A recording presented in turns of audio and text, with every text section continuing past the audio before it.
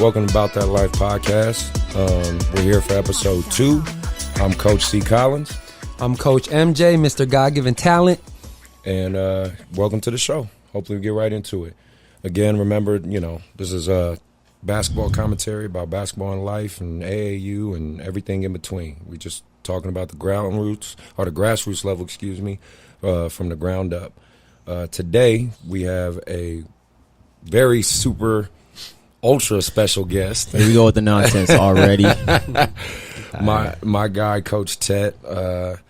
Imhotet Amen-Ra. But no, this is a good man. Quick history. You guys are going to hear me monologue a little bit because I've known this guy for damn near 20 years. Yeah, so almost I'm gonna 2 decades. Yeah. So I'm going to just give you guys a quick rundown of this man's greatness. Well, currently right now he is a coach, women's coach at William Jessup University. And he's a heavy influencer in women's basketball, big advocate for it, and he's definitely left his mark in the world. He's also an AAU coach for our program, Youth Basketball Academy. He owns basically his own training company, Coach Tet Training, very similar to me and Mark, and he is also a college referee. So the man wears many hats. As a player, he played at American River College. Yep. And Bethany University. Yep. Point guard, very high-level point guard, and we'll get more into that. From there, after he got out of school, was Santa Cruz High, correct? Yeah, coach at Santa Cruz High School. Coached at Santa Cruz High School, and he was in Scotts Valley really helping the basketball culture there grow. And for anybody who lives in Scotts Valley or Santa Cruz, you know necessarily the basketball culture there is. It's like you and Dixon, Mark. Yeah. You're trying to make it, you're trying to Yeah. create it, and he definitely left his mark out there. And we want to add a lot of shine on that. Just a very, very good man, and a good historical fact. He was a part of the all-black coaching staff at Pacific Union College. Yep. That was the first in history, correct? The first one. Okay. Yeah. Hopefully I didn't miss anything, but.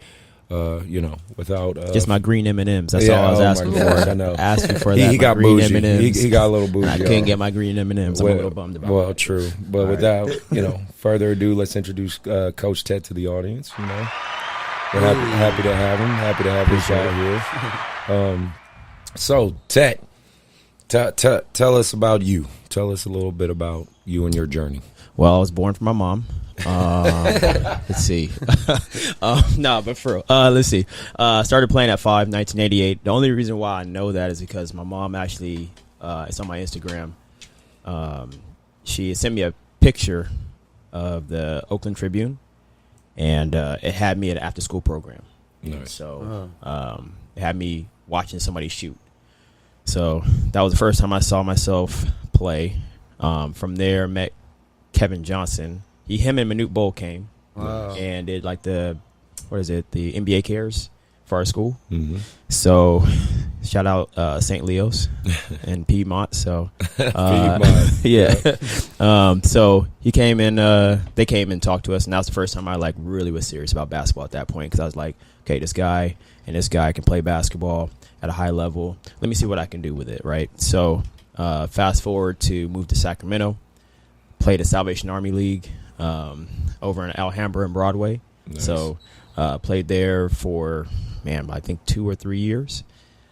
Ended up playing junior high basketball at St. Philomene. Then went to Maryland High School. We were actually good at Maryland High School. We're not that good anymore. But Matador stand up. So let's see. After that, went to American River, played 1 year for Mark Georgie. Mm-hmm. Shout out to Georgie. He's Mr. 94 feet. So that's how I learned how to play defense. he said if you don't play, pick up full court, you won't play. Yeah. I said, all right, cool. So that's where I learned. Yeah. I like that. So all point guards have to pick up 94. So and then took 4 years off, ended up going to Bethany University, finished my degree, finished my playing experience. Love it. And then got on to coaching right away on the women's side and the men's side, actually. So that's the fun fact. I did both. Yeah. And then I was just mostly player development at the time. Then ended up school shutting down in 2011, which was terrible for our seniors, but ended up getting picked up at Santa Cruz High School, Did that for 3 years, coached JV girls basketball with no point guard. So, Wow. you know, all those coaches that say you need a point guard, I respect it, but it's possible to do it without one. And then my wife and I, we moved to Sacramento because we want to be closer to home, and for where her family was. And Pacific Union College, I saw them in Santa Cruz playing against UC Santa Cruz. They had a talk with the coach, and he was like, yeah, let's stay in touch, you know. And Nice. so ended up having to make that trek. When I came up here, I was looking for a job, looking to stay in the 4-year level, not really JUCO, not really wanted to do high school.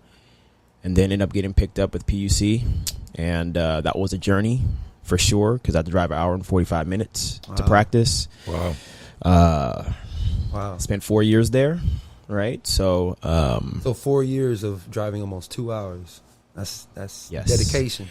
So in case Yeah. you guys listening out there, especially you kids, that talk about, oh, I can't do it. I can't get in the gym. I can't. Yeah. Shut up. Yeah. my man's was driving Right. 2 hours every Yeah. day to be a college coach. Right. And so, you know, fortunate, I thank him every single day that I was able to get on with him, because he didn't have to do it. You know, he didn't have to put me on. And so spent 4 years there, then ended up coaching at YBA. That's when you recruited me to come over here. Finally. Bro, it took me.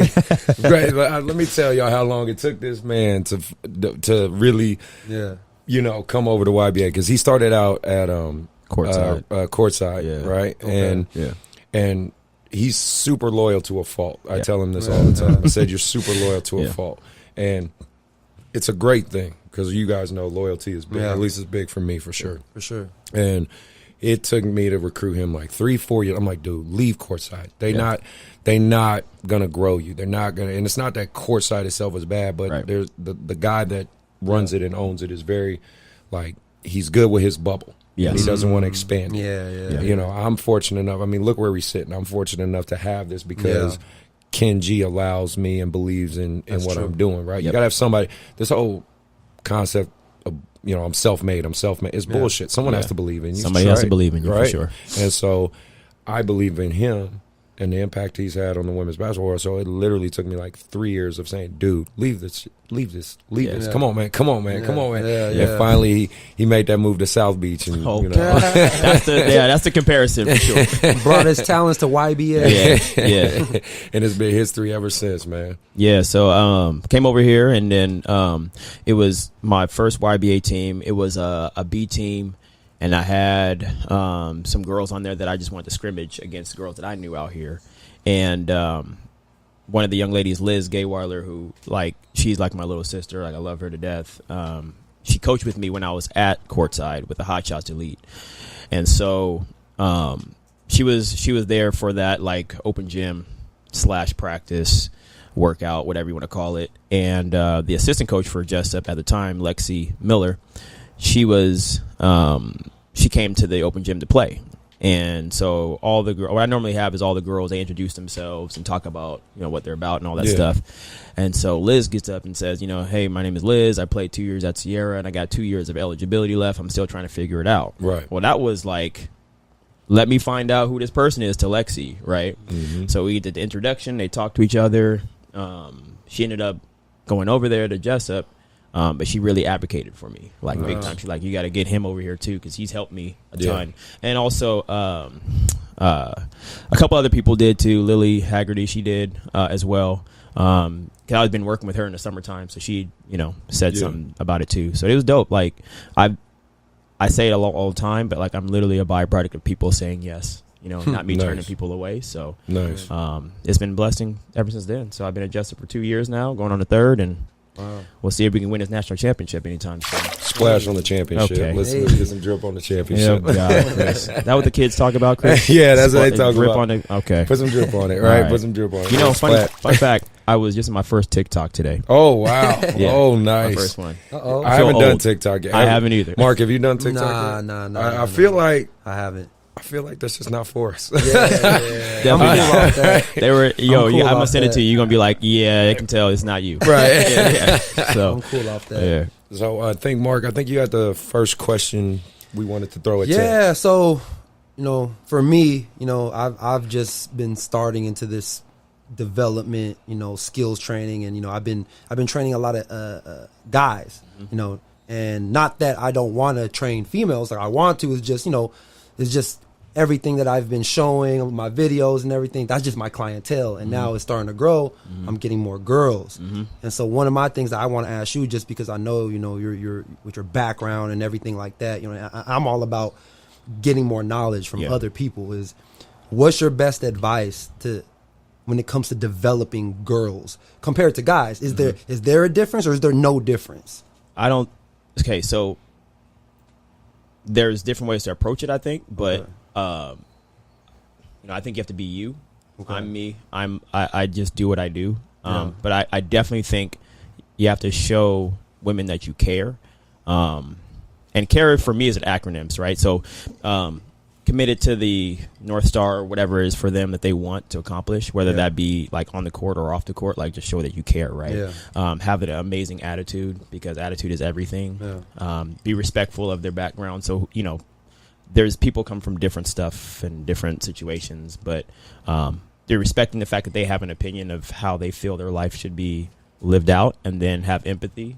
And so I kind of model. We got to make that a T-shirt. Okay, bro. Here we go. We got to. Did you copyright that? I did not copyright it. So, well, he just did now. Don't nobody take that shit. I'm gonna claim that right now. It's been said. You know what I mean? That was really good. Yeah. Somebody gonna take it. I thought about it. I thought about it a couple of times, but it came from, honestly, that word care came from last year. We did a John Gordon book. Okay. And it was the power of like one word, basically, and describing your life in one word, and then being committed to that for that whole year. And so that was my word, but I was like, okay, but how can I take that word and then make something more of it, right? And so I just acronymed it, and that's what I try to live by. So that's what I would say. There's been so many athletes that I have that 10 years down the road, we're still connected. You know what I mean? Being connected with them on that, showing them that you care, I think for long term, not just like what you can do on the court. That's going to be the biggest advice for sure. Okay. And I know you already do that, but I double, triple that for sure. Okay. And then let's talk about let's change gears and let's put the different hat on. Because again, I mentioned he's a college referee, so let's talk about the ref side of things, because it's fun. Exactly. Can't wait. Because you're my first ref on here, and quite honestly, I want to get more referees on here, because I know it's a hard job. You know what I mean? And I really do try my best to be respectful to referees. I think that's why most of them have a good rapport with me, because I try to frame things in a question. I try not to yell unless they're like across the court. That's a lie, Chris. That's a lie. That's not a lie. I yell at my kids. I don't yell at refs. I yell at my kids. That's a lie. I like the shit out of my kids. Okay. I don't yell at refs. All right. Refs, I'll yell to get their attention, right? Oh, you yell. So you do yell. To get their attention. Oh. Yeah. How else am I supposed to do it? I got to yell? whisper. You yell, Chris? Yeah, like ref. You say it like that? Yes. Right, no, I don't say it like enough. I don't say it like that, because we're on a damn microphone. I'm not going to scream it. But I say rep. All right. Right?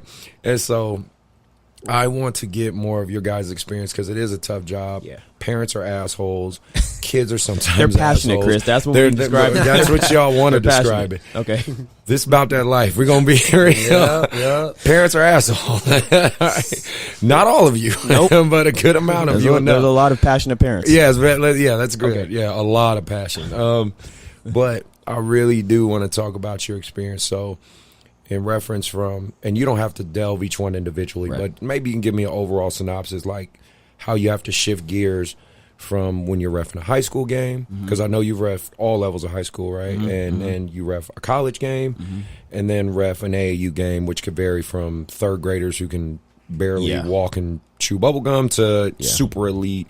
This kid's about to go pro. Like, you know what I mean? Like how I feel like your eyes have to change, your lens has to change, because because of course, the physicality has to change. Maybe you can break more down to me. You let me know. Yeah, the number one thing I got from mentors, because every referee has a mentor, is make sure your calls fit the level of game you're calling. Right. I'm not going to call specific fouls in a third grade game that I am going to call in a high school Optimist game, all-star game, that guys are dunking and, you know what I mean, doing all that stuff. Like, I'm not going to call those same calls. So your calls have to fit the game. The biggest thing I've noticed that I struggled with initially was understanding the RSBQ. Yeah, That was the that's hardest I had thing to for me to- research that. Yeah. What's that? I don't know what that is. So rhythm, speed, balance, Okay. and quickness. When you get into coaching, Mark, that's a big, like, that's how I RSBQ. approach it. Yeah, because Okay. they help me to understand what refs are seeing. So, yeah. Go, keep And going.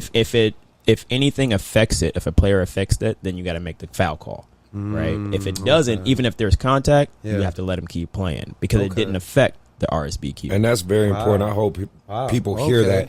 That's interesting. It's a contact sport. We all agree Yeah. basketball is a contact Yeah. sport, right? Too many parents think any level of contact No. is a foul. There's legal It's and not. illegal contact. Right, it's not because Yeah. we understand. Yeah. it's especially as basketball players, you're going to receive Yes. some contact. Yes. So I hate, even as a coach, even my own parents, when it's like a kid gets touched and they're like, "That's a foul." I'm like, "Shut up! No, it's not." Like, he Not didn't, at all. right? Yeah. So, but my bad. Keep going, bro. No, that's just, I agree 100%, and that was a hard transition for me, I would say, is understanding that based on the level. So you got a third grader who can't dribble the ball. If they get touched and they fall over, yeah, you're gonna have to call that because they don't have great balance, right? Right, They right. don't have a rhythm of their game yet, so you call that.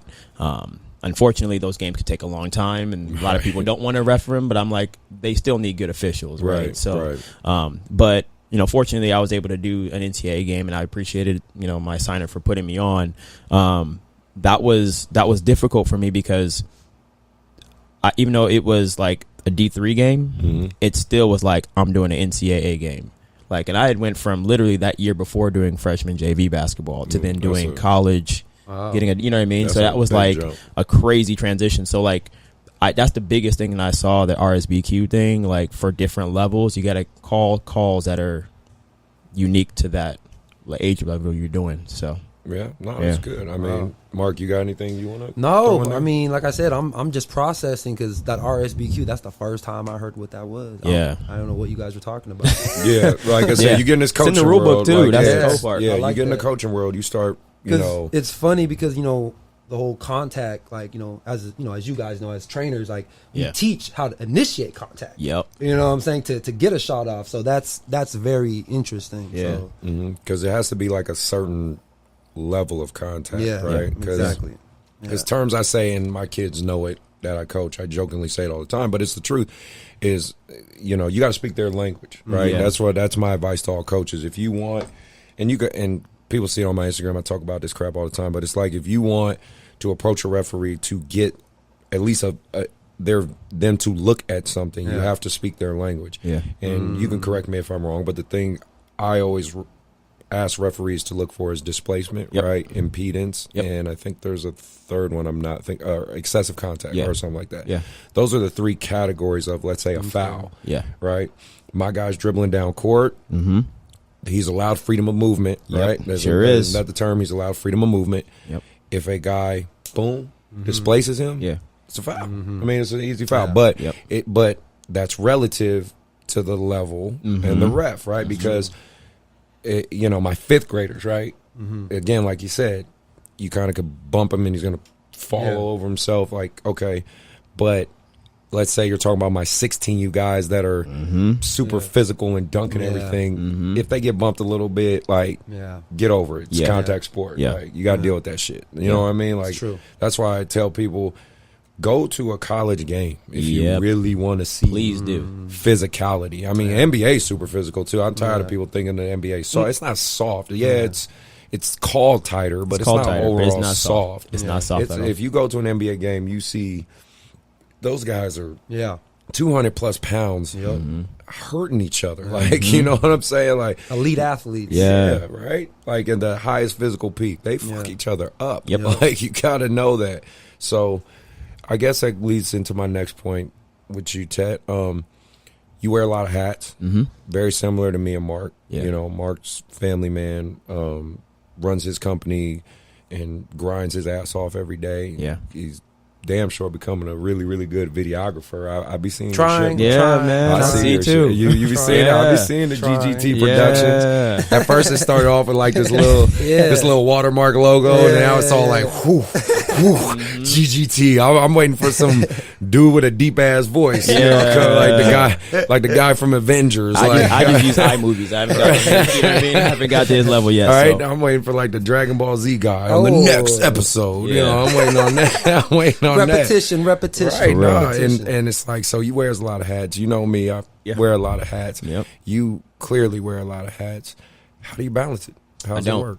You don't? No, 100%. I don't. Okay. I just there's a book I haven't read yet, and it's by Trevor Moawad, and it's called "It Takes What It Takes." Right. And I like there that. was I like that. the kind of the philosophy behind it was, I think he said he interviewed Vince Carter, and he was talking about like elite level players and how many guys you think are going to play pro and all this other stuff, right? And Vince Carter was like, you know what's funny is that all these young guys think they can just go out and do whatever and still stay professional, you know, and put up points and all that other stuff. He was talking about like his experience. He can't dunk anymore as much because it takes him a long time to get down, which hurts his knees. Right. You know, he can't eat the same foods all the time. He just like, it just, at the end of the day, it takes what it takes. Right. I'm not going to sit there and go out and do what they do because I know I can't perform at the level that I need to, what my team needs.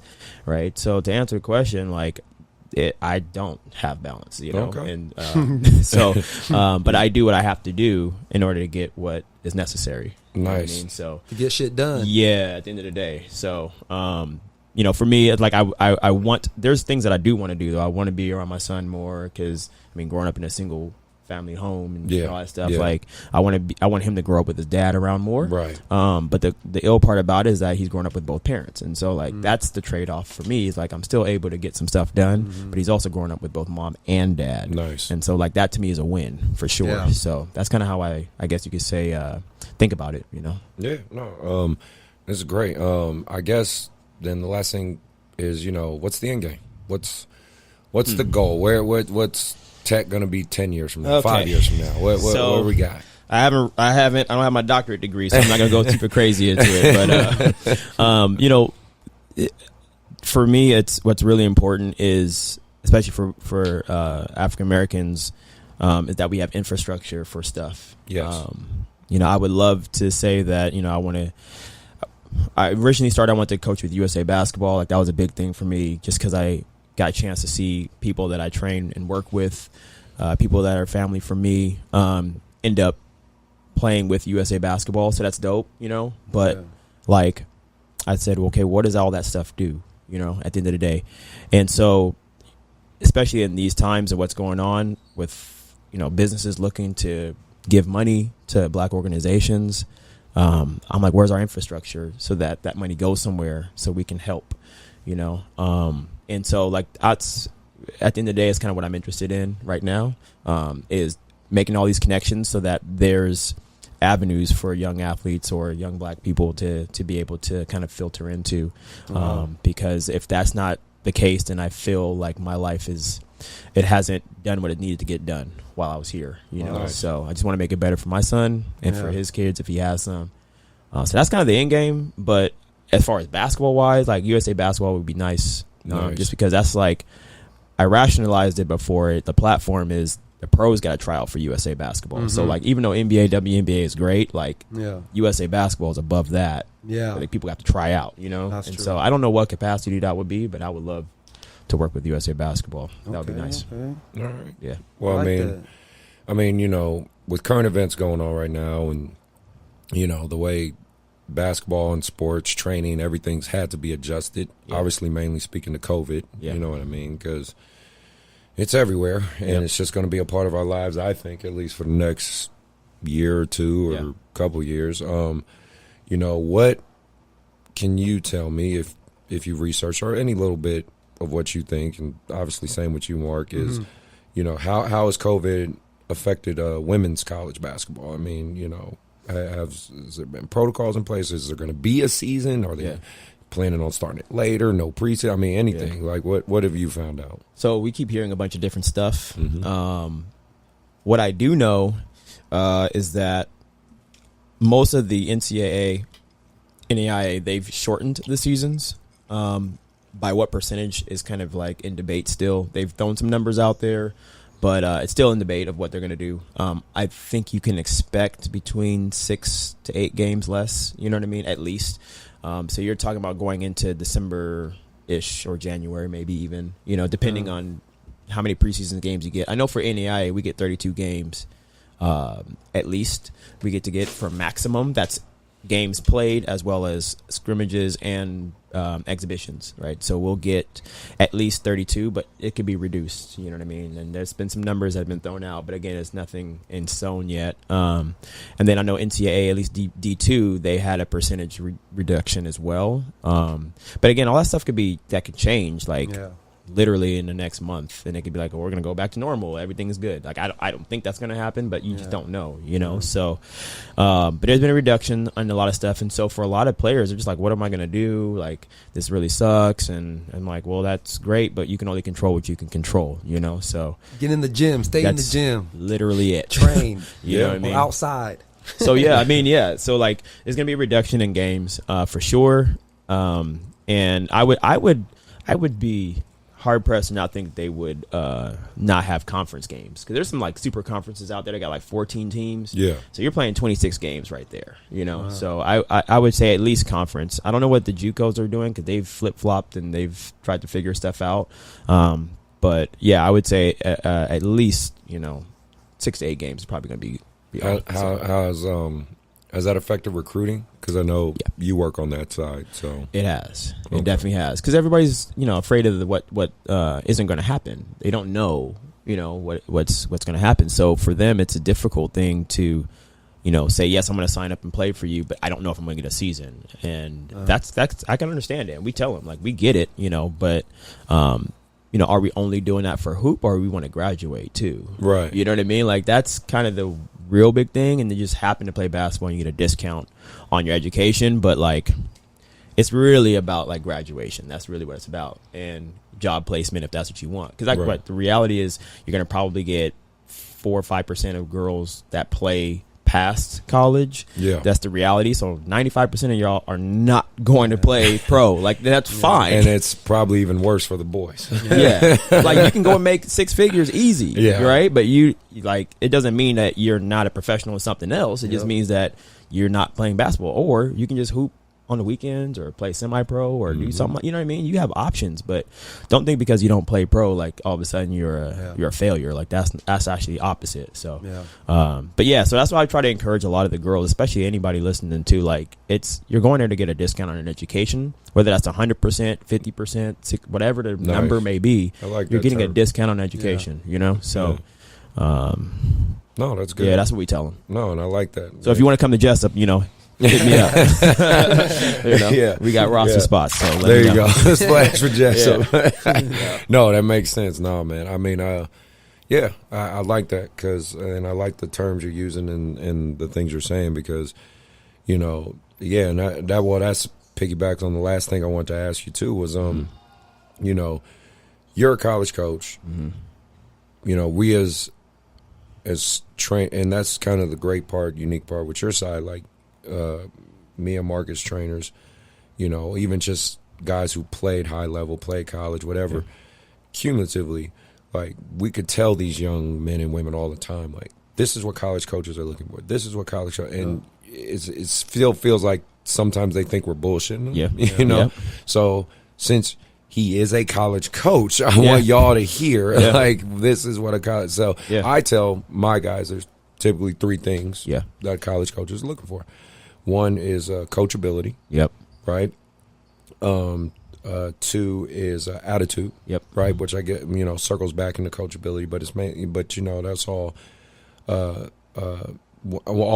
together. Yeah. And then the third thing is IQ. Yeah. You know, even before the athleticism, the skill ability. I'm like, most of college coaches I talk to, they can see what you can do. They can see the highlight tapes. Like, no one makes a highlight tape of 20 turnovers. Like, so everybody's going to look not great. go play college basketball. Right. I tell you that right now. You should stay playing men's league. You know what I mean? You highlighting your turnover. You shacking the fool and you sending it to coaches, please. You're an idiot. Like, but I'm saying, like, you know, what are 3 things as a college coach that you look for? You know, so I heard Gino kind of talk about this a little bit, and he said he doesn't coach effort. He said, you're at Connecticut because I don't have to coach effort, right? And that was like a bar for me because I was like, yo, that's crazy. You know what I mean? I didn't think about that. So I just translated to price of admission. Like, there are certain things that I'm looking for that at the ground level, I can at least work with it. And it doesn't have to relate to skill set, right? So, yes, 100% effort. Like, whenever you're in there for the minutes that you're in there for, I posted it, I think, on my Twitter, and I was like, I played 19 hours total of basketball, like countable basketball, right, in college. That's from at Bethany. I don't know what I did at AR because we just didn't keep records, or I don't know, something didn't happen. I don't know, whatever. But 19 total hours. So I played less than one full day of basketball, right? But I made every single minute count when I did play. So I let them know, like, 100% effort is mandatory. You can't argue with me on that, right? Ability to work well with others, right? So being a part of the whole, not just being the individual. Like, it's hard for me to coach players who are very selfish, and not selfish to be selfless, but like selfish for themselves. They only want everything for themselves, you know? And last thing is ability to compete. Like, so that's a hard thing to teach, right? But like, things should matter to you. Like, and I go back to that word care. Like, you should just care about doing your best all the time against somebody else and wanting them to do their best against you. And if you don't get that, you should be upset. So for me, those are the three things. It had nothing to do with you actually putting the ball in the basket, right? And I can tell basically by somebody running on the court what they do. So. No, it makes sense. Makes a lot of sense. Right. So, and this is a topic that I kind of just wanted us three to talk about a little bit too. I talk about the infinite game versus the finite game. Okay, you have to explain that to me. Yeah, I got you, brother. I got you. Chris come up with philosophies. I'm gonna need you to go to school on that one. Well, that was my minor. right. That was my minor. Social science, emphasis on philosophy. Okay, so brother got a little bit of education. I'm not mad. I'm not mad at all. No, biggest thing, the infinite game versus the finite game. I feel like we're all in the infinite game, and what that means is quite simply, we're in it forever. We're in it for the long haul, right? We want this to be a legacy we can leave behind for others, and it can keep going, right? Our kids are essentially our legacy, right?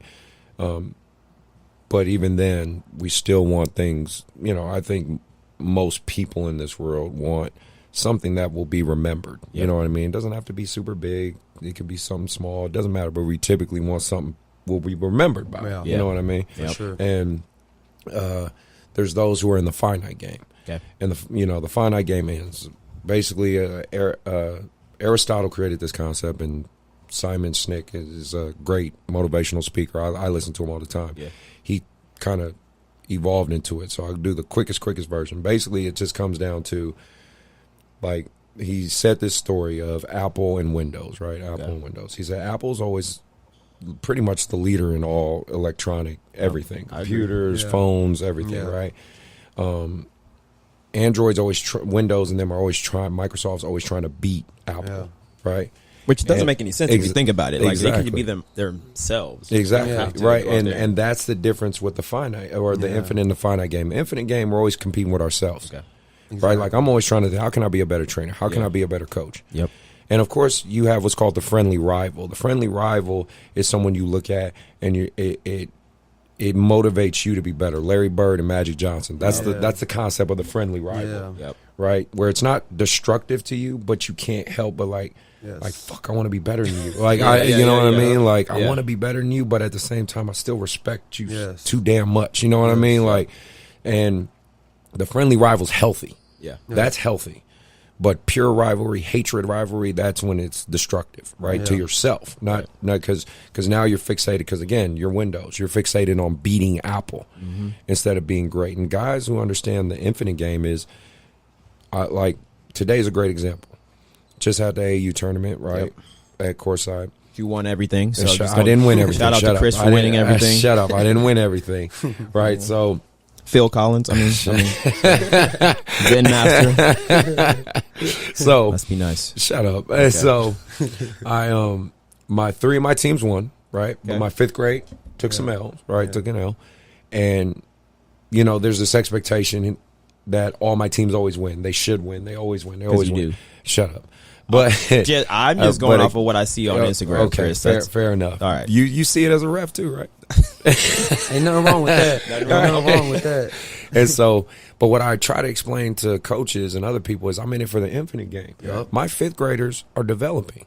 Right. And and when they first got to me, they were really bad. Yeah. They're now competing at the highest level. We're now in the elite level brackets and we're competing. Now, of course, I lost some players along the way, gained a few couple high level players, but now we're building. We're building, right? So then when you see them come 7th, 8th grade, 9th grade year, which you've seen me do for years. Religiously. Right?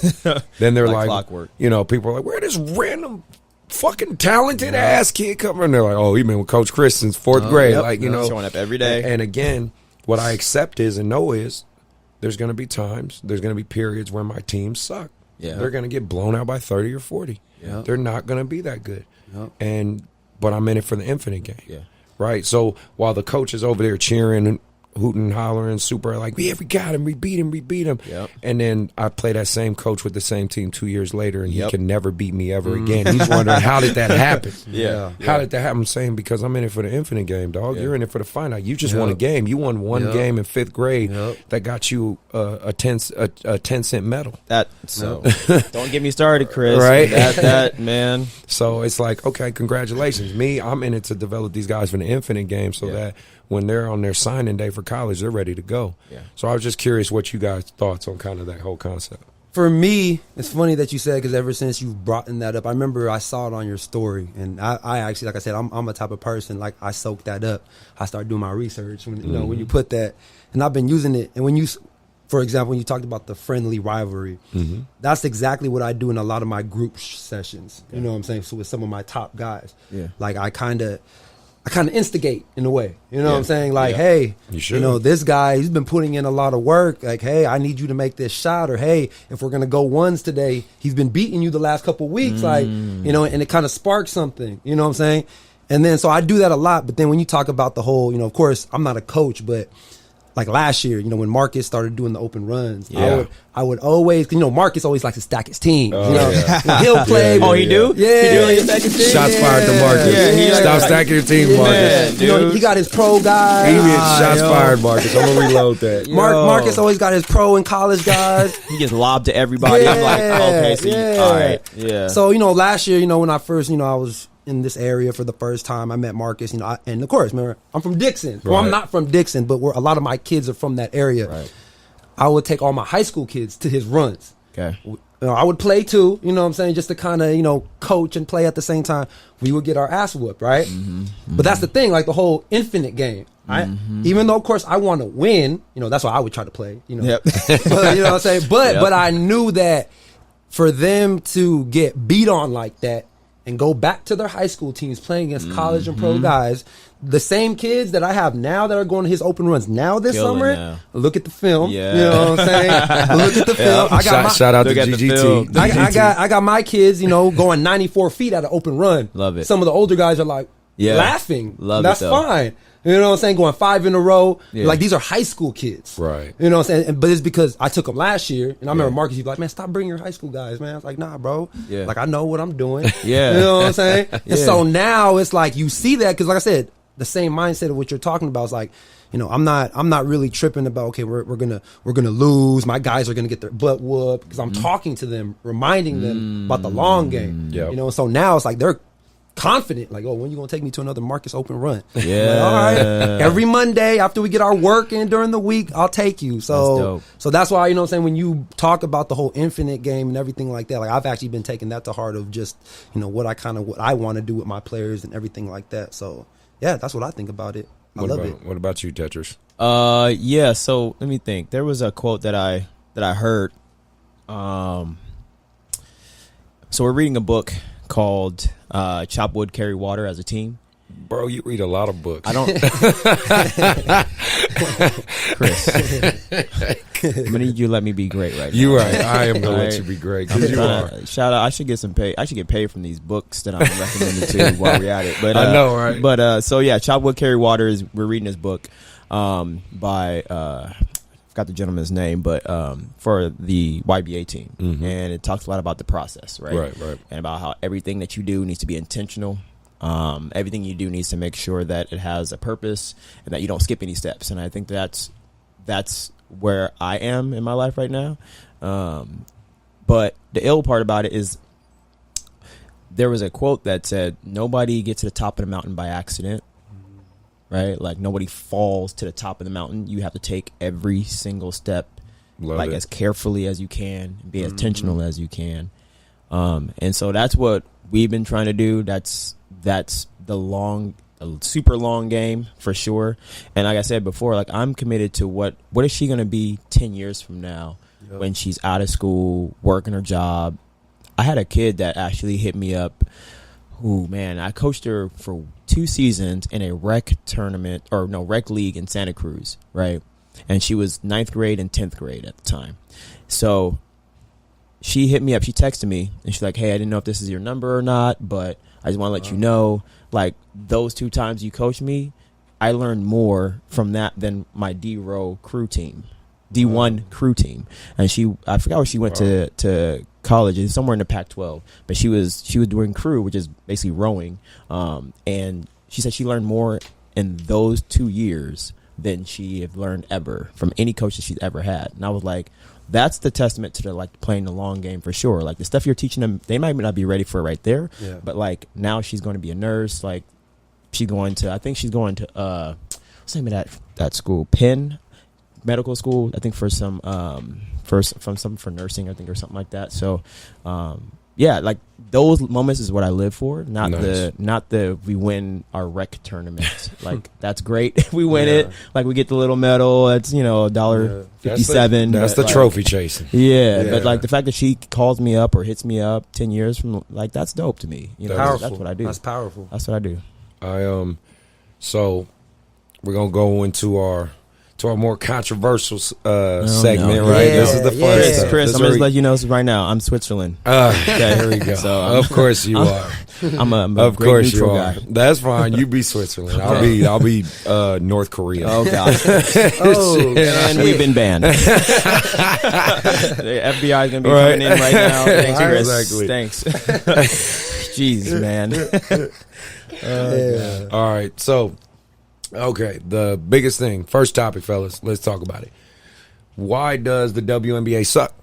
Wow. And I don't think it sucks, so let me make that very clear. I have a daughter. I'm invested in hoop. My daughter's probably going to be 6'5", so she's coming to William Jessup. Yeah. So, I mean. So I'm good with that, but, you know, there is this stigma of the WNBA sucks, and you are a women's coach, and I want your perspective on it because, again, you have a heavy influence in that world. You have an amazing young group AAU team that you're working with right now. Yeah, they're a work in progress for sure, man. Yeah, and you're playing them at 17U level, which is crazy. Like Harper's out there. Like, let me throw a splash for Harper. Man. You know, that's Stick, AKA Grandma. Yeah, that slow ass Stick.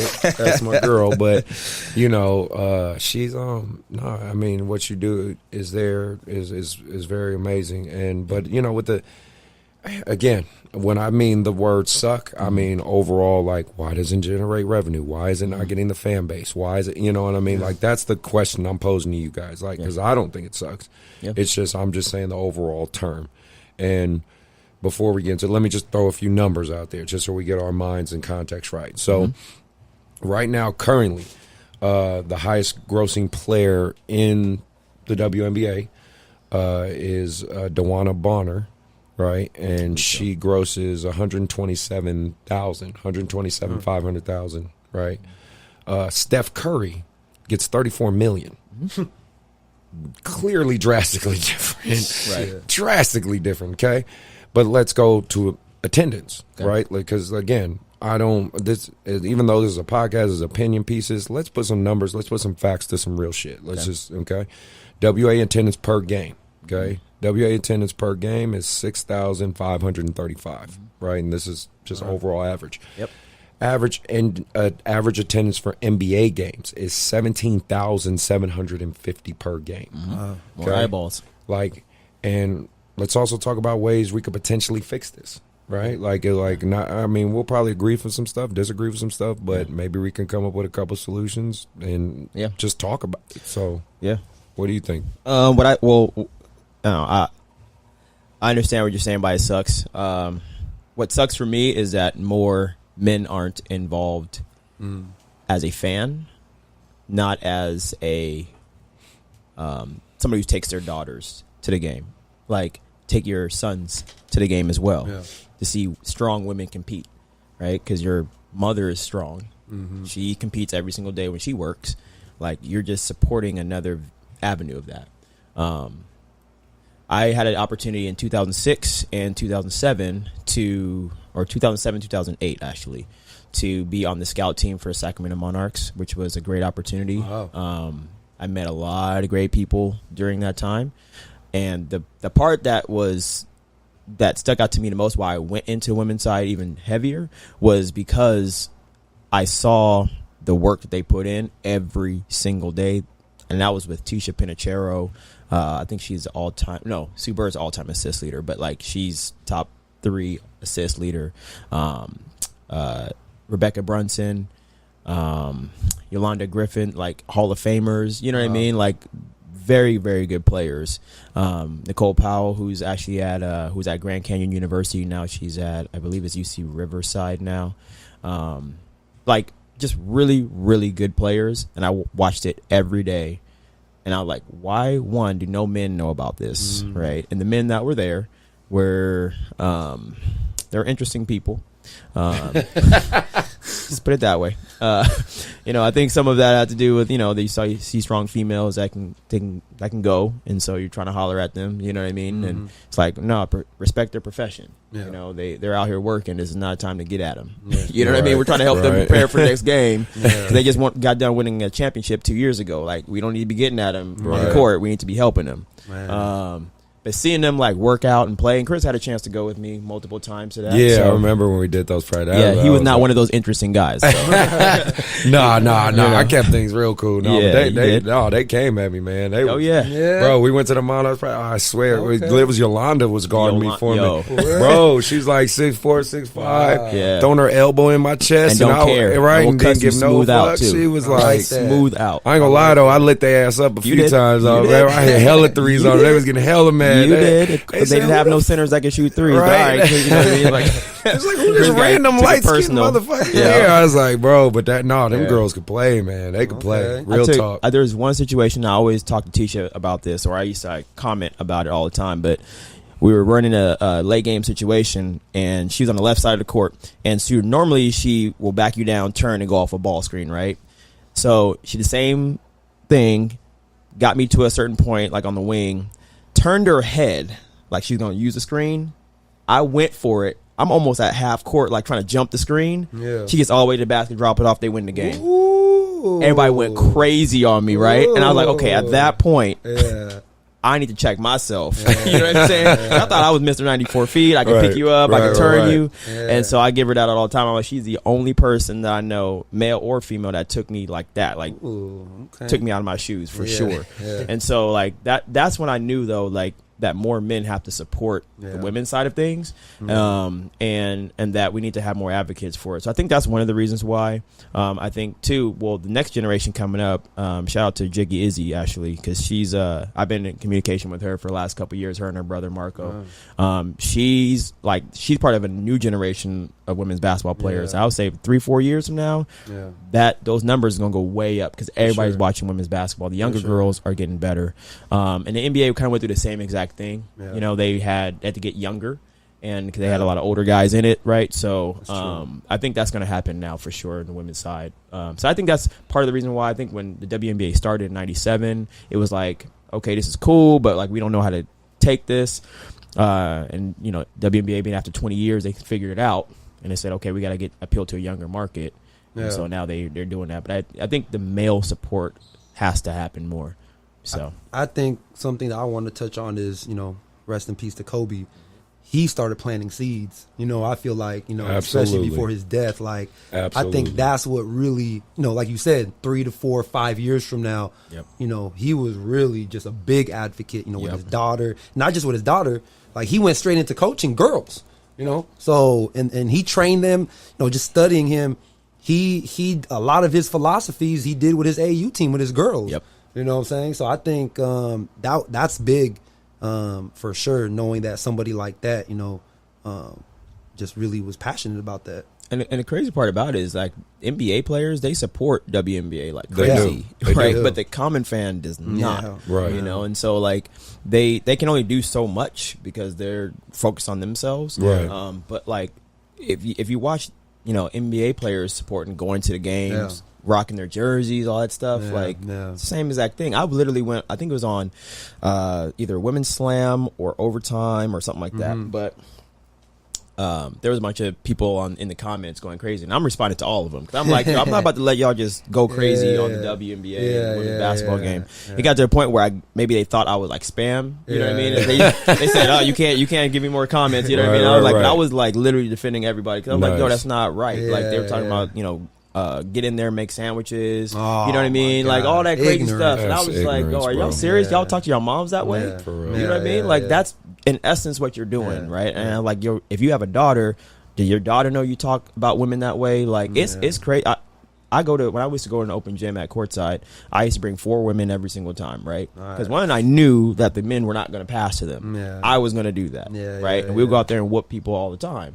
Not because I'm doing anything, but because they are, you know what I mean? And so the number one thing you hear, you got beat by a girl. Don't let her shoot. You know what I mean? She's not that good. Like normal stuff, but like it would be sexist, not off a skill set. Yeah, not basketball. You know what I mean? Like you let this girl beat you, I'm like, she can hoop though. Like she plays D1. Like what do you mean? You know what I'm saying? Like she doesn't suck. Exactly. So it's that's part of the. I think we're in a male dominated society. But in athletics, like we think higher, faster, stronger is all with men, and that's just not the reality. You know, women are just as swift and fast and. I guess for me, and my whole take from all of it is, you know, you got to reconstruct how we approach the WNBA. Right. And I think I'm going to say some shit that some people, especially if some women hoopers hear this, probably might disagree with. But it's just my personal opinion. And let me make that clear. Again, my personal opinion, okay? Right. Doesn't reflect anyone else but what I've assessed. There's a couple things that need to happen. One, it's got to be more approached.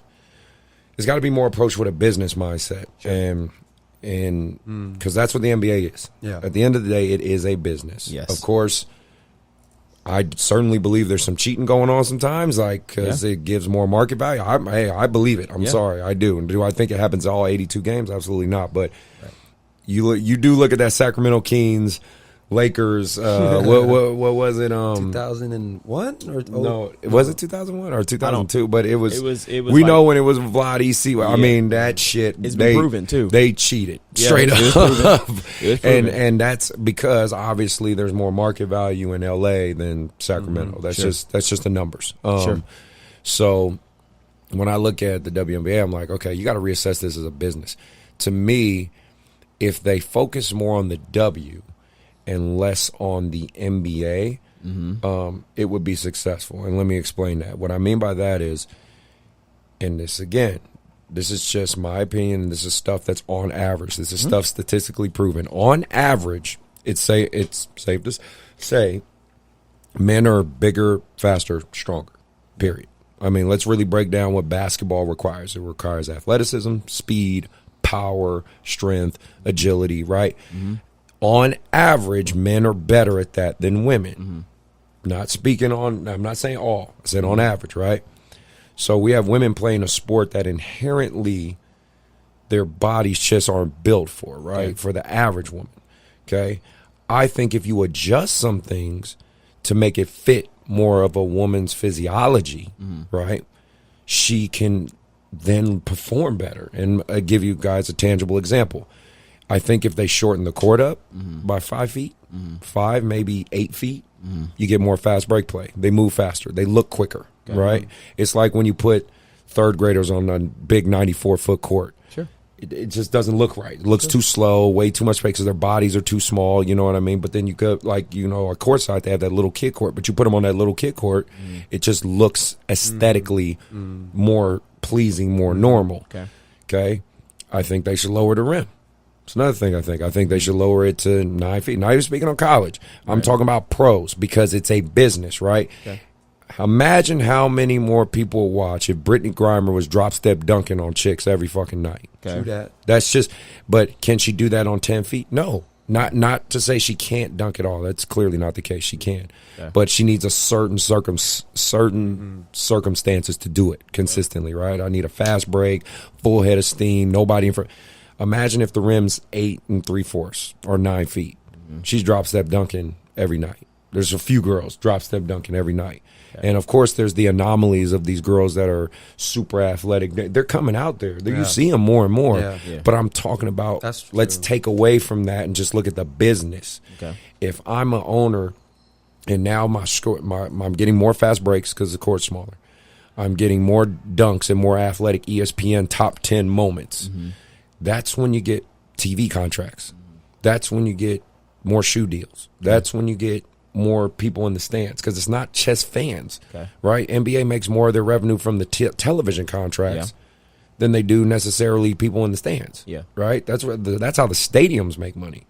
Right. And these are just a couple of venues in way I think, whether if guys agree or disagree. Here's another controversial one that I think, and this is again my personal opinion. They have to cut out too much of the LGBTQ community stuff. And I know, again, that's like a controversial topic. Right. I'm not saying I have anything against it. Don't care, really, personally. Anybody's sexual preference is totally on them. Don't care.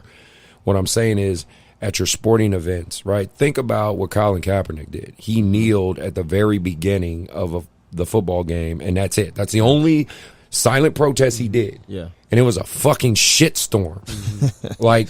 Off of this. I mean, we're talking, everybody's coming about screw Kaepernick, burning his jerseys, we hate him, right? Sure. I've been to WNBA games. I've been to Monarchs games. I've been to other games myself. In LA, the Sparks. I've been to their games because I'm a Candace. Why am I not thinking of her last name? Parker. I'm a Candace Parker fan. She's super pretty, by the way. Shout out to Candace Parker. That's I'm a fan. I don't know what happened with her and Sheldon. All right, yeah, exactly. How? That's so many questions. How did you pull that, bro? You got to help me. You got to fill me in on that one. That's his baby mama, right? For real. How? Like how? But either way. Shout out to Sheldon. Good pickup, bro. But no, like I've been to those games, and I enjoy the games. But I don't know if you guys have noticed or if you've seen it. I mean, it's a heavy emphasis on the LGBT community out there, and I get it because I want to say, and I could be wrong, 70 to 75% of the WNBA is homosexual. They're gay. Yeah, I don't know. They're lesbian, and it's like, okay, I have no problem with you guys being lesbian, but you can't shove that into your fan base for an entire game if the majority of people who watch sports are heterosexual. Okay. That's just my opinion. Right. I think if they where the gunshots at? Right. Oh yeah. You're right. Yeah, you're right. But I'm just saying that's just my opinion. I think if you monetize that, don't show it at all. I think they should. I think they need to keep fighting for their advocacy and their rights just like everyone else. But if you cut that to a minimum, make the court shorter, make the rim shorter, like you start making it geared more towards women's physiology, they're gonna look damn good and they're gonna dominate and people are gonna watch it. Yeah, I don't think that should happen at all. Okay. And Chinea Ogwumike talked a lot about it in one of the interviews about that, right? Like, how come there's not enough dunking and all this other stuff? And she's like, so you didn't mean to tell me, like, I'm supposed to change everything about my game because you want to see a different style of 2 points. If you really think about it, like, okay, I'm dunking, but it's still worth 2 points at the end of the day, right? And so, like, she's like, nah, like, she's like, I can grab the rim, I can dunk. Like, I just choose not to. Like, I want to play below the rim because I want to last a long time. I don't want all the injuries that all these other guys have had, right? So I disagree with shortening it because I think what you run into is kind of what the ABA ran into, and they make it a situation where you have your 4-point rules and all that other stuff and your 3D rules. You know what I mean? Like now it's almost you gimmick it Right. some, and it will never be taken serious. So she's damned if she does, damned if she doesn't. If you make it a shorter court, lower rim, they'd be like, well, that's not 10 feet. That's not 94 by 50. So it's not really that good. You know what I mean? Like, I don't think that the fan base wants to see that. I would think they want to see the length of players. And you look at teams like Connecticut, for one example. They play super fast, shoot within the first 6 to 8 seconds of the shot clock, score high amounts of points, and do it at a very high level. Like, all their players are really, really good, right? So I think if you have that as a model, I think what needs to happen is that as coaches, we need to start demanding more from our players, male and female. Like, no, you can run faster because you're just supposed to get to the spot, and it's supposed to be a certain amount of time. We're looking for these things to happen. I think if you put those standards there, like, I think you'll see certain things that may be more appealing to people, right? The quickness of stuff. But if you ever watched a WNBA game, especially recently, the reads and the counters are just as fast as the men's game. You just don't get up in the air and dunk. That's literally that I've seen the differences, right? So I think the level of play below the rim is just the same. You just don't have the above the rim play. Right, and I totally agree with you. But that's why I was just saying in terms of the business side of it, because the average consumer, because we're looking at it from a lens of being basketball players. Right. Right, we're looking at it from the lens of knowing the game, of knowing angles, of knowing, efficiency and production. Yeah. Right? Think about the average. Think about the consumer, though. That's the thing about it. That's the hard part. That's the balance. That's why I say college is kind of absolved of that type of stuff because it's not a business. The WA is a business. You know what I mean? But that's what I'm saying. That's the lens of where I'm coming from. Yeah, I think honestly, like, there are some things they can do business wise. One, don't rent a 25,000 seat arena. Yeah. You know what I mean? When your average attendance is 6,500. I mean, like, that's just the numbers. That's the first step. Like, find an arena size or build an arena that's, maximum capacity 10,000, and that's basically, until you grow your base. Build a bigger arena after that. Now, building an arena is like, sounds easy. Just build an arena. It's millions of dollars. I get it. But like, I think that's kind of one of the starts is like, don't put them in empty arenas. So then it doesn't feel less of an environment that you want to be in. There was I forgot where the Stars played when they were in San Antonio, but they played in like arena that seated either 5,000 or 7,000, and it felt like it was packed, and it was a great environment, right? But when you put them in these large 25,000 or 17,000 seat arenas, like, it feels like empty space there. And so I think that takes away from the environment. I think everybody wants to be a part of the mass. And when you take away that and you see all this empty space and you only show like that bottom portion of the thing, people know. Like, people know there's not a lot of people there, right? So, but I think that's one thing for sure. I think they figured it out now how to pay players more, which is great. But there has to be eyes on the product, right? And so I think doing more in the community will allow eyes to be there. It's not about winning the championship. Like, that's great and all. You can win a championship, but that doesn't mean more people are going to come and watch. I think it's the connection to the community, which the NBA does a great job at. Like, they connect in the community. They do large ticket giveaways. They have a specific amount of, so they know they have a specific amount of people that's going to be there every single time.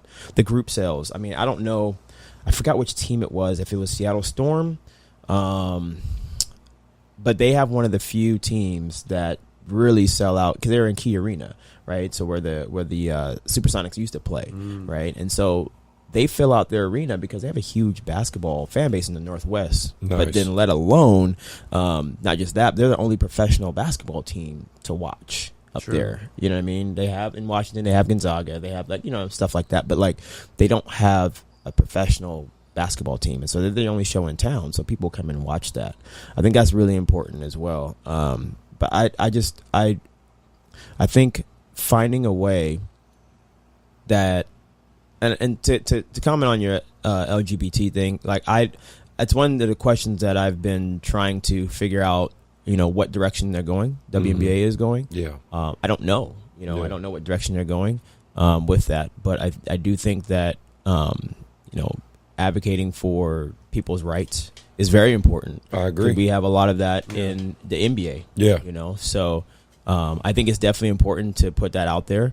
But I don't know the direction that they're talking about going to. I just don't know enough information on it, unfortunately. But I could see that could be something that could detract maybe people from coming. You know, unfortunately, and it's stupid. And I don't agree with it. It's silly. Like it's really silly that that's the case. But because those women out there balling, who gives a shit about who they lay with? That's sexual orientation never mattered to me. What matters to me more is how if you're gonna strictly talk about the business side of things, like what can you do to connect with a community that allows people to come inside, and if you're allowed to connect with people, or you can't connect with people on a deeper level, then your sexual orientation, hetero or homosexual, it doesn't have a factor, so I just don't know much about like WNBA's agenda with that, or even if it is an agenda, if it's just something that they're just acknowledging. I don't know.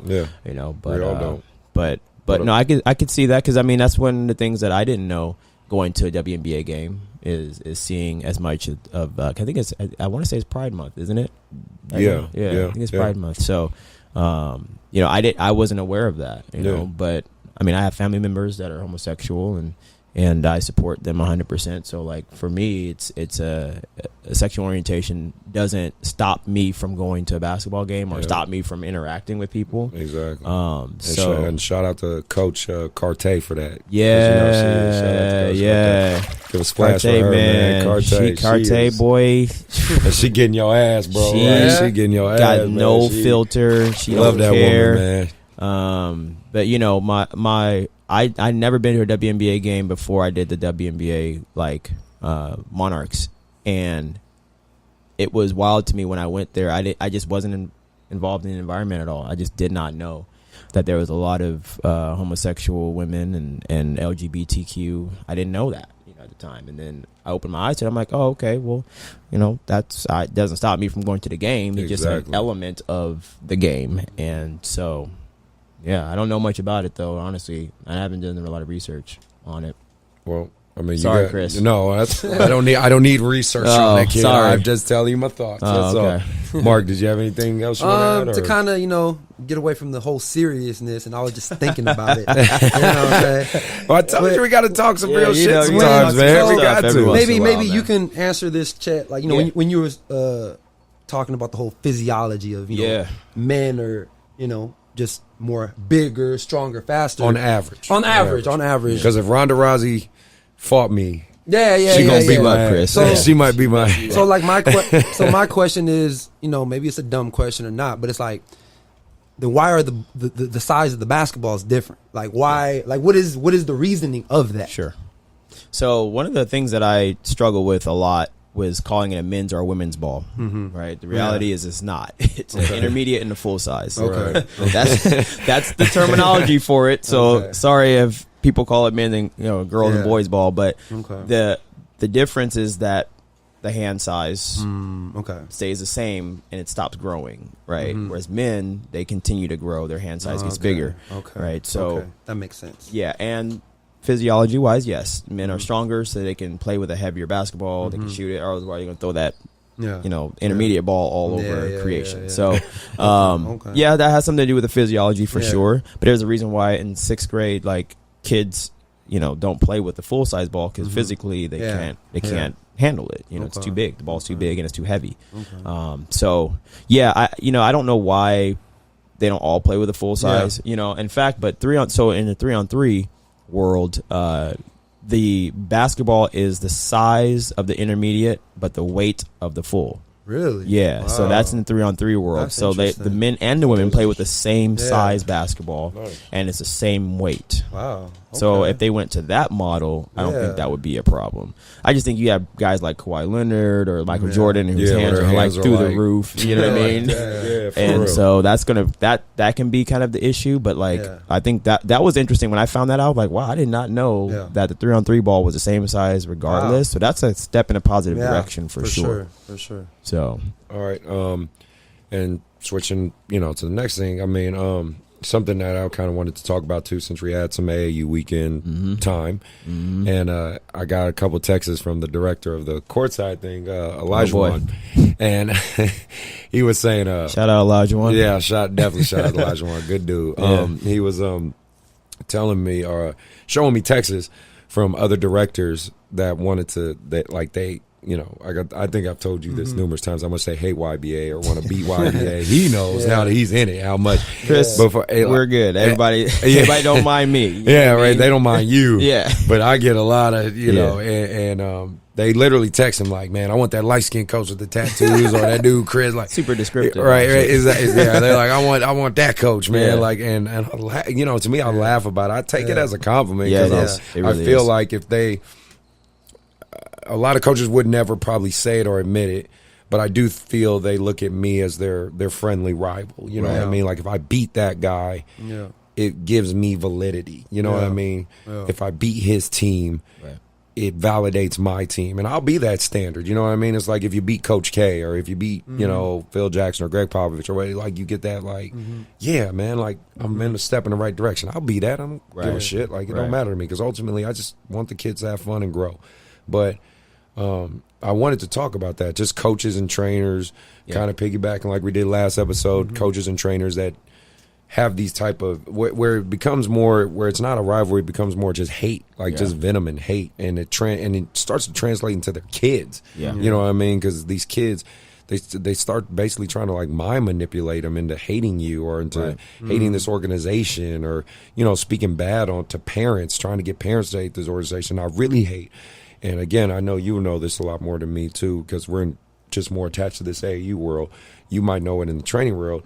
It's just coaches who straight out lie, who just straight out lie to these kids and give them all these false promises, like, train with me, I'm gonna make you D1. Well, how? He's a 5'7", 16-year-old. Like how? Like, come on, man. Let's be realistic. Let's get him NAI. Let's focus on JC. Let's try prep school. Like, you know what I mean? Like, I hate trainers.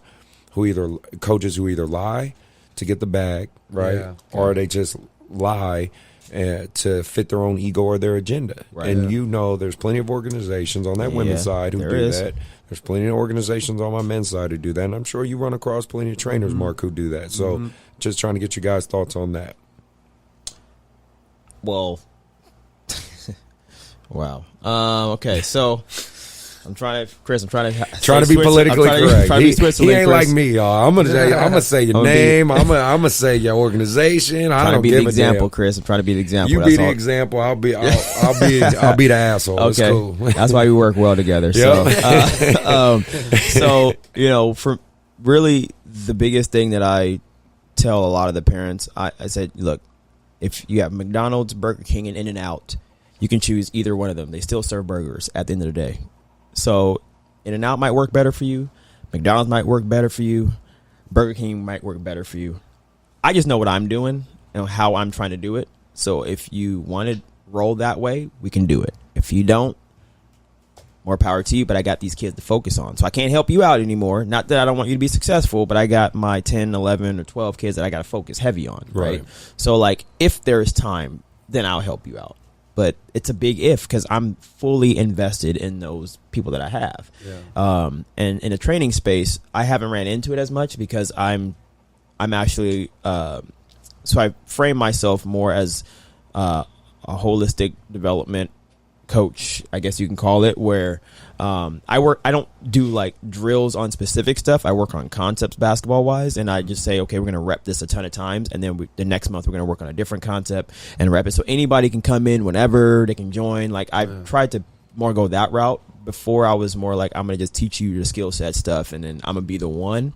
And then I was like, okay, but like how do I work with more people? But then two, how do I actually teach them things that can translate regardless if they work with me or not? If they go to somebody else, they can work with them. Maybe like, well, at least they understand what they're supposed to do. They just don't have the skills yet to operate in that framework, right? So I got more into teaching those concepts. So I haven't ran into it as much, but I have had people that have, worked with other, I still do have people that work with other people and trainers. And I'm like, good, as long as you're learning, that's the one thing. What I don't get caught up into is taking the credit. Like I had to learn that. That was tough, to not take credit for it, because you're invested, you're working with this person so much, and I start saying I a whole lot, and I was like, wait a minute, but I'm not the only coach they've ever worked with. One coach that had worked with me, that wasn't the only coach that ever worked with me either. They all had a part in it. So I said, all right, well, if that's the case, then let me take I out of it and let me make it about them. And if it ran its course, at least they're prepared for the next step. That's how I started framing my mindset on everything. And of course, I work with people for a long time. Sometimes I don't. It just kind of goes in and out. I still want the kids to be successful, but like, I got to focus on my kids that I'm working with now. And if you want help, you can come back in the gym and we'll help you out. The AAU stuff, it's wild, man. I came back because I just wanted to help, not because of anything else.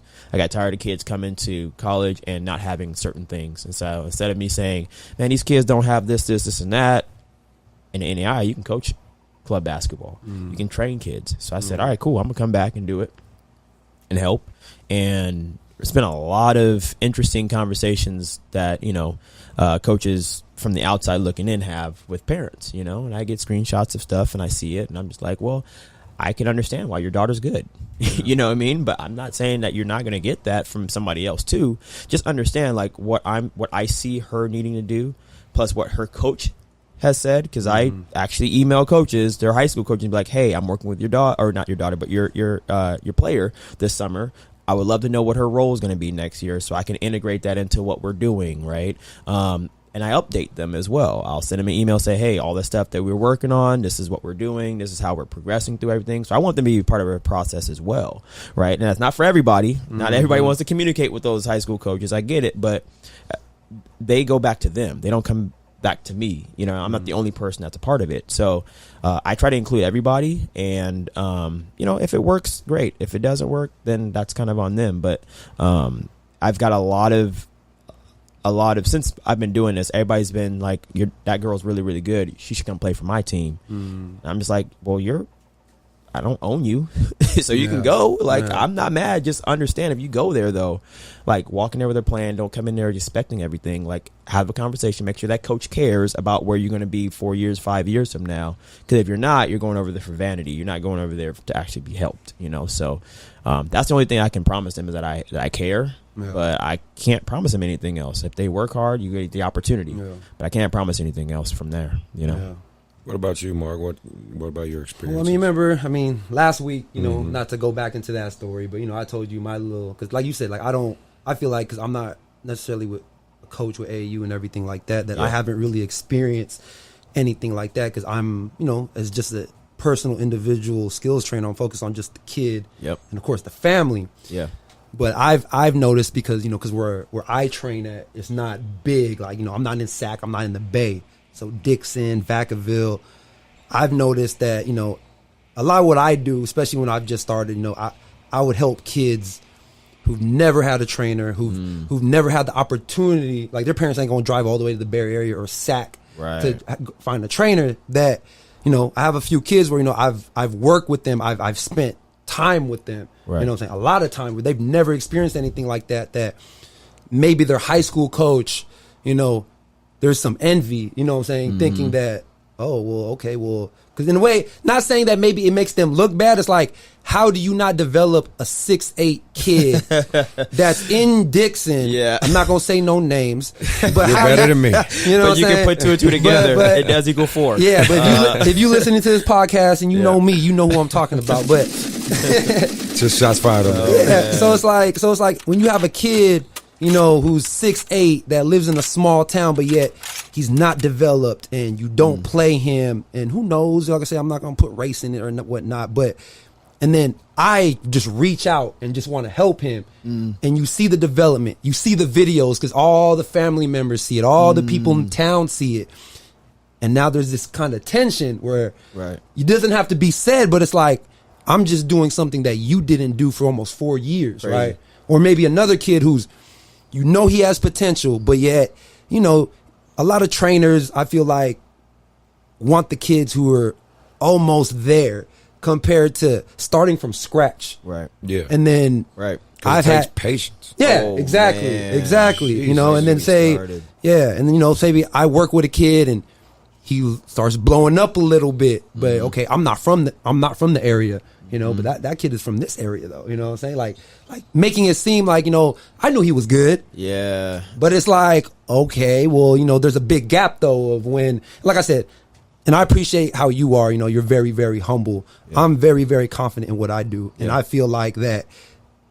the time that I spent, you know, because low key, like, you know, I be, you know, 24/7. You know, from the training to staying up late at night, not just the editing, because when I edit, that's my time to break down film and watch my kids. So it's not just, okay, I'm with them during the day in the morning when I go back home, which is, you know, I'm still trying to balance the family life and everything like that. But I also understand there's sacrifice that have to be made now in order for everything to be good later. That Can I say something to that, though? Yeah. Go ahead. When I hear the word sacrifice a lot, because I hear it a lot. Yeah. I frame it as investment. Like, okay, you go see a return on it. You know what I'm saying? So like, I've always thought sacrifice was removing something. And if you're investing something, you're giving to I like it. that. So I just wanted to just say that, because I hear that. I hear that a lot. I like that because my wife don't like when I say that. Yeah.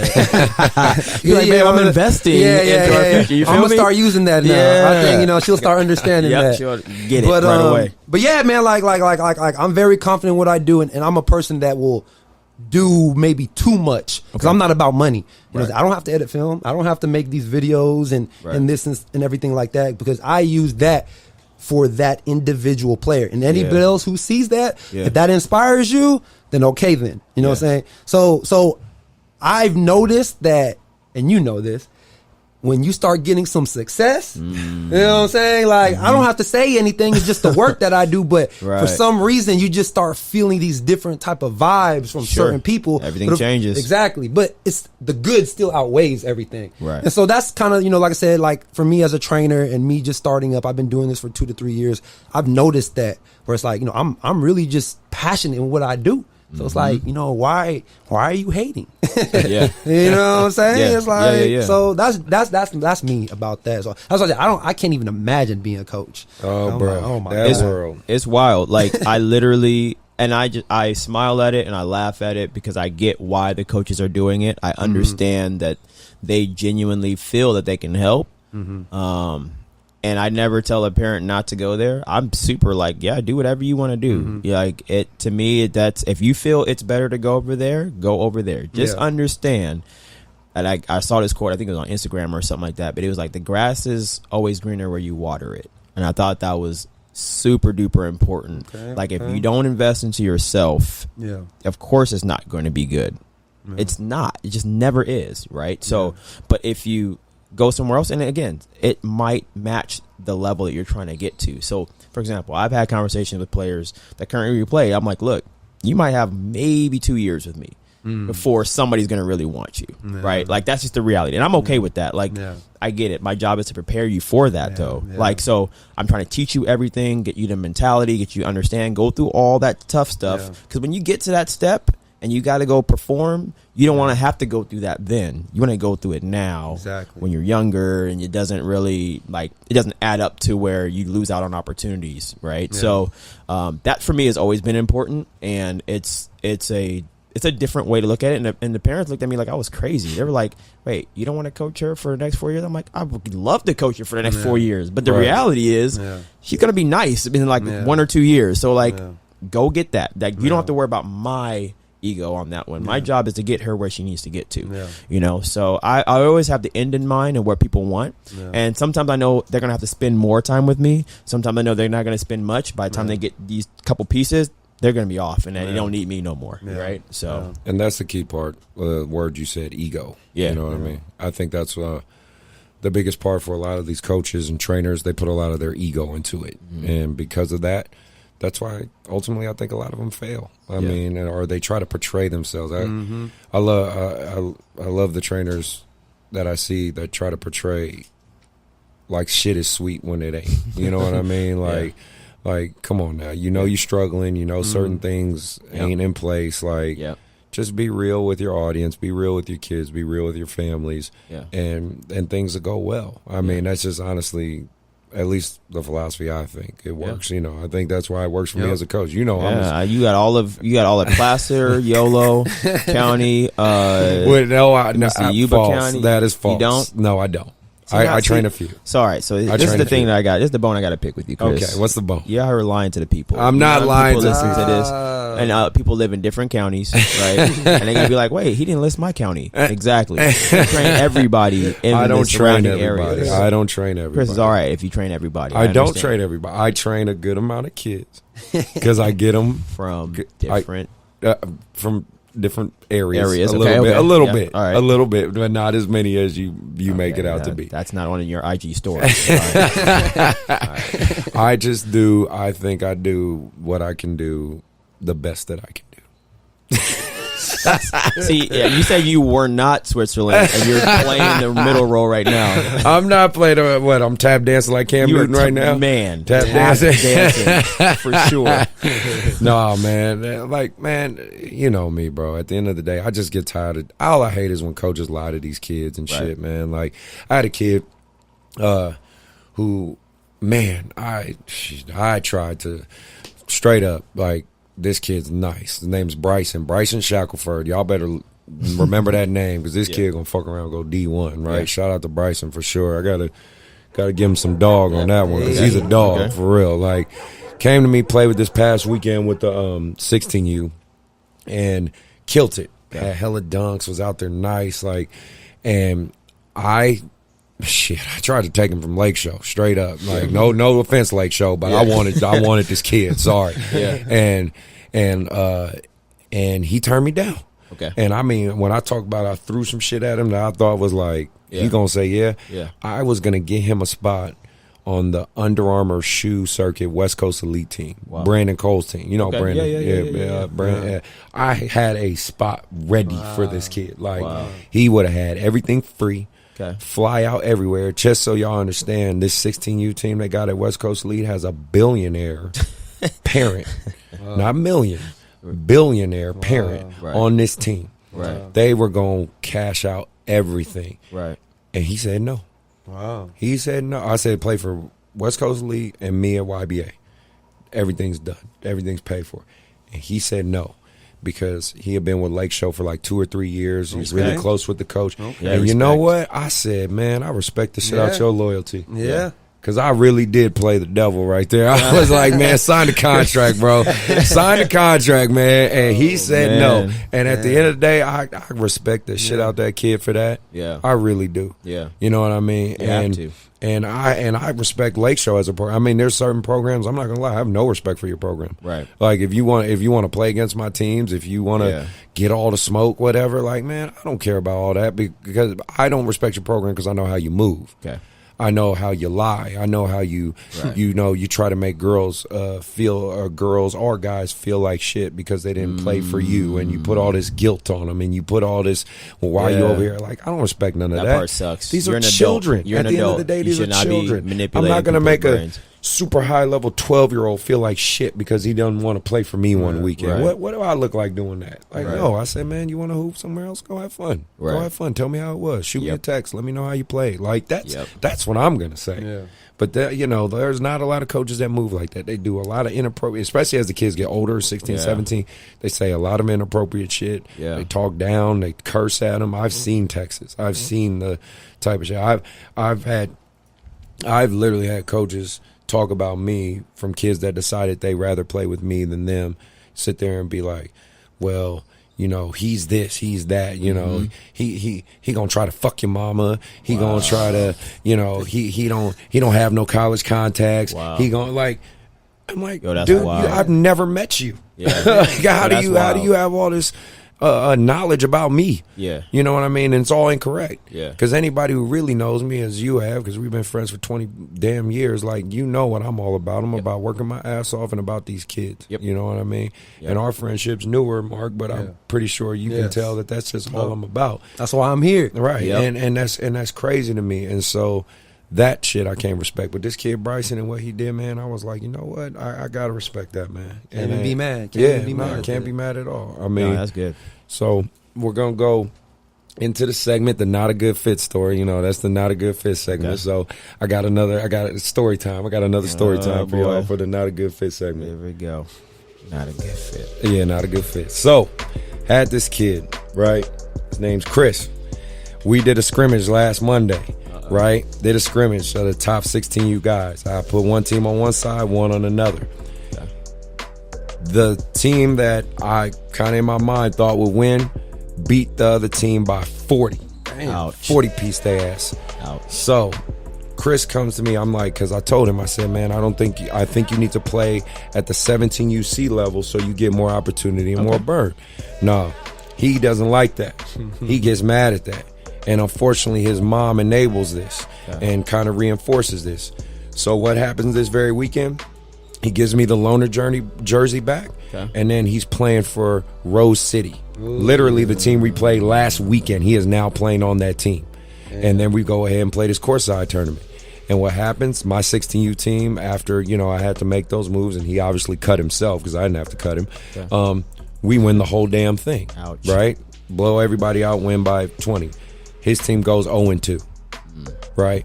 Not to say he's the fault, but this illustrates back to like what I said with episode 1.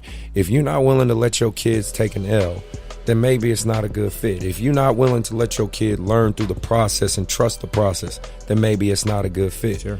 And again, that just comes down to it's not a good fit.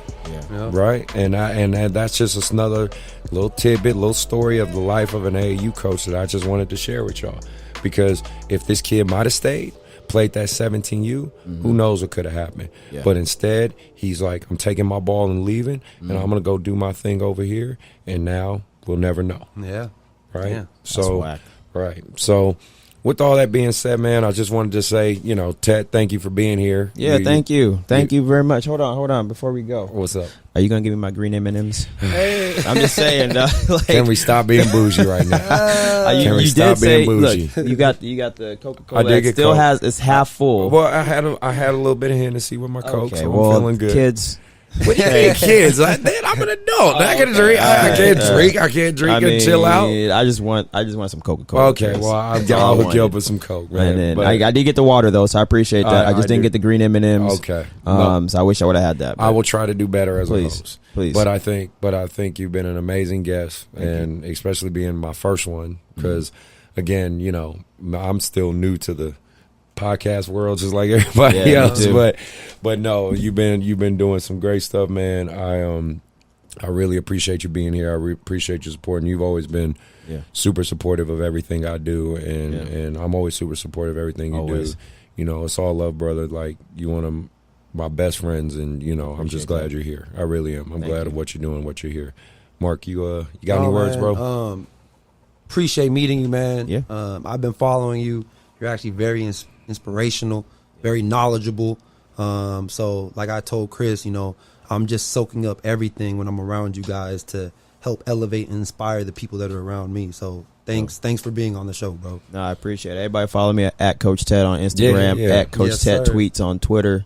I don't have I was going to say repeat that because I want to make sure everybody follows you, bro. Yeah, okay. Here we go with this nonsense, Chris. All right, at Coach Ted. If y'all know how to spell it, figure it out on Instagram, okay? And then we got at Coach Tet tweets because somebody stole that at Coach Tet. They stole it? Yeah, they stole hilarious. it. So I'm a little upset about that. Let me see. Do I have anything else? LinkedIn? No, I'm not going to do that. Kids don't know LinkedIn. I do not have actually, I do have a TikTok. Yeah. I just made one. That's fun. So I'm going to look for some TikTok stories. I ain't downloading I'm that not. shit, I can't do TikTok, dog. But I do have one because I was encouraged to get one, so I do have one. Okay. But yeah, follow me and all that stuff. And if you wanted to be inspired or educated, that's what I do on there. So. And as my nephew Anthony Williams would say, you got to be out here and you got to be too big, too black. That's how it got to be. That's how you got to be out here. No, again, thanks for coming in, man. I appreciate you being here. We appreciate you guys listening. We appreciate you guys supporting. Just keep the hustle, man. Keep following. For all you guys grinding out there, all you kids out there working in the gym, man, keep that shit up. And we're just gonna keep talking about that life, talking about real basketball, real situations. And we out.